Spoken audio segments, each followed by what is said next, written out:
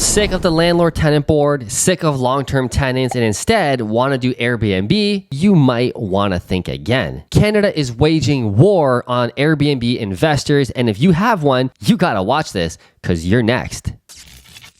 So a lot of investors thought they were being cute by skirting the landlord-tenant board and instead renting their property on Airbnb rather than having a long-term tenant with a lease in there where they had to abide by the province's rules or the state's rules if you're in the US. But all across Canada, like dominoes, one by one, more and more major cities are coming after Airbnb, and Canada is now exempting tax write-offs in certain areas when it comes to your Airbnbs. So the process is already beginning to wipe it across federally. That's the next step. I mean, we have certain cities in BC axing Airbnbs are not allowed. We have Toronto doing the same thing. We have London, Ontario doing the same thing. Again, one by one, just like dominoes, before finally Trudeau federally is going to say, no more Airbnb from coast to coast. Now, these premiers or the mayors in the cities or even Trudeau himself federally is trying to make the investor the enemy or the bad guy. But the reality is what they're doing is destroying capitalism. See, when you limit capitalism, you limit growth. When the government gets in the way with regulations and policies and makes it hard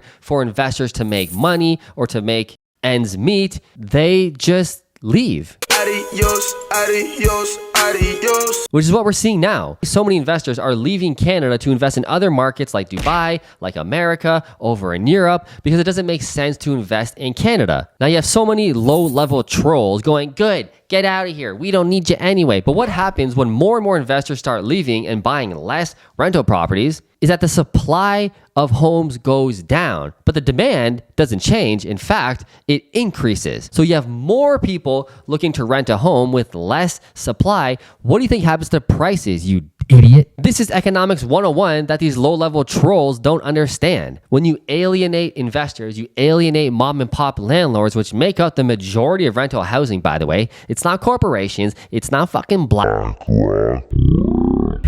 Soldiers brought the party of crime. It's mom and pop investors who make the majority of rental housing in Canada, but less and less of them are buying because they can't make ends meet, number one. And even if they do, why take the risk? A tenant can live in your property for months and months and months on end, never pay rent. It's too risky. More people are catching on. More people are becoming educated and buying less homes. And if they already own a rental property, what they have been doing for the past 2 years is, it's too risky. I don't want to have a tenant in there and not pay me rent. I'm just going to turn this property into an Airbnb and kind of skirt the landlord-tenant board because it was a gray area. It's not really a long-term tenant. It's a short-term rental. It's not a mid-term rental. So it totally goes around all the rules. You can have somebody staying there for a week at a time, a couple days, 2 weeks at a time. And if they don't leave, you can simply call the police and just drag them out. They're trespassing. It's a simple black and white law. These people aren't my tenants. They don't belong here. I just rented it for 2 days for them on Airbnb. They won't leave. Get them out. And the sheriff says, no problem. When it's a long-term tenant and you say, hey, dude, this guy's been paid rent in 2 months. The cops go, refer to the landlord-tenant board. I don't have jurisdiction. I can't do anything. Fucking terrible. Now, what it seems like is that Canada doesn't want landlords and property owners to have liberty over their properties. You triggered my trap card! They think by having these regulations and these policies, it looks good to the voters, and it certainly does, but it hurts the real world economics of what we're seeing, which is why I always say liberal policies especially tend to have a lot of unintended consequences. And the unintended consequence of all of these policies and regulations of, it looks good to the voters, but it's hurting your citizens. And who's it hurting? Particularly, let's be real. All these policies that hurt the housing market indirectly or directly are hurting lower middle class and middle class voters the most. The very people who are saying, put these policies in, get these rich landlords out of here, get these Chinese investors out of here. It's all bullshit political theater. It sounds good for votes, and these politicians are going, okay, I got to do these things to get reelected for the next term. I'm not actually interested in helping the Canadian citizen for the long term and changing the economy. No. I just want to be reelected so I can be forever remembered in these textbooks, but you're hurting the citizens the most. The very people who are voting for you. You think the rich people in the upper middle class get hurt by these policies? They don't fucking care. They're wealthy. They can pick up and move to a new country, start a business, whatever. They don't care. It's the lower and the middle class who are getting stuck. So talking about liberty and freedom, if you're a homeowner or someone who wants to invest in real estate, check out my pinned comment below where it has all my courses and all my stuff for free. You got my free USA course where you can learn how to buy real estate as a Canadian citizen. You got my Unlimited Cash Lite where I teach you on how to build a brand, how to build a business, how to raise money like I have, where I've raised over $60 million and bought 150 properties with none of my own money, as well as my Insiders Club where we meet every single month where you can ask me any questions you want, surrounded by like-minded individuals who are pumping you up. It feels good. Everybody's on the same mission. You got to be surrounded by more people like this. So check all those out in that pinned comment, and I will see you in one of those.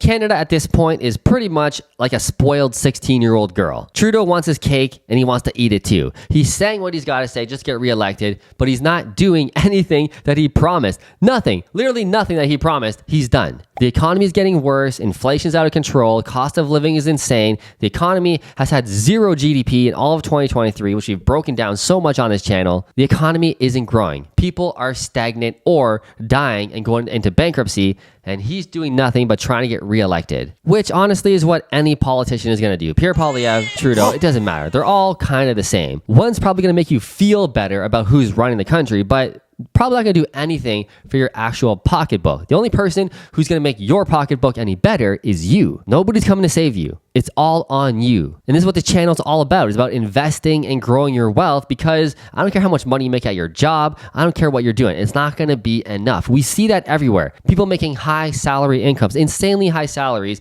but not getting ahead. They still can't buy a home in certain major cities in Canada. High salaries are not enough. You need to invest and learn the power of compound growth, the power of wealth building through owning assets like my favorite, real estate. Which leads me to my final point, that if you want to do Airbnb investing because you thought it's a great idea, it's a great asset class, and it is, it's just not really possible in Canada in a lot of markets. And even if it is, it's going to be shut down in a matter of years. We know where the Canadian government is headed with all of this. So you should really be looking at doing Airbnbs in the US, where capitalism is alive and well, and honestly, where properties are a hell of a lot cheaper, cash flow is a hell of a lot more. It's way easier to grow your business. And if you're confused on how to do it as a Canadian, it sounds complicated, trans-border, getting the money over. Okay, slow down. It's not that complicated. Again, check out my pinned comment or the description below where I give you my free course on how to invest in the US, just like I have. I teach you everything from A to Z, everything you need to know on how to invest as a Canadian. And trust me, it's way easier than you think. So take your Airbnb investments, do them in great places like Florida, maybe not California, but okay, maybe California if you really want to,